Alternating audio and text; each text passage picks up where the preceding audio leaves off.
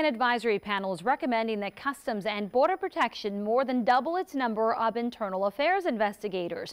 The group recently released its interim report that outlines areas of improvement for the agency. Action 4's Ashley Custer has more.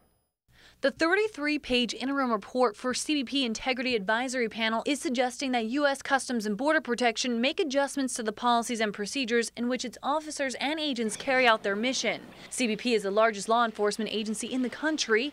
It has 44,000 armed law enforcement officers, 21,000 of which are Border Patrol agents. Really what this recommendation is something that should have happened a long time ago, that as this agency increases in size, that they increase in their internal mechanisms for accountability and for the accountability towards the public. The report states that, quote, every border agency in the world is vulnerable to bribery and corruption, arguably more so than any other type of law enforcement agency, and CBP is no exception. You got people that depend or get billions of dollars on drug monies and other illegal activities where they buy people off in Mexico and other places.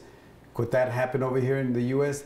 Absolutely, and this is why we always go through the screening of these folks, but we got to have continuous screening because you can have somebody good and then turn bad later on. Currently, CBP only has about 218 internal affairs investigators. The panel is recommending a total of 550 to watch over the agency's workforce of nearly 60,000 employees. The documents say that having an adequately staffed internal affairs component within the agency is an internationally recognized anti-corruption practice. But National Border Patrol Council Local 3307 spokesman Chris Cabrera isn't entirely convinced. We've had OIG, we've had internal affairs.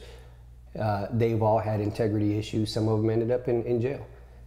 So when these guys come out and say, well, we need more investigators and we need to police these agents, well, I think maybe you need to police yourself first. He believes these investigators need to undergo the right screening process and adequate training, something the congressman would agree with. I always said that speed, when you have speed in hiring people, you should never sacrifice quality. The report doesn't just focus on CBP's vulnerability to corruption. It also says that the agency's policies on deadly force need to be reevaluated and more specific. The panel says it would like to see the handbook rewritten to also include prohibiting agents from using their firearms against vehicles unless the vehicle is being used as a weapon to threaten the officer or agent, and that agents or officers prevent using deadly force if objects thrown at them are not likely to cause serious injuries or death.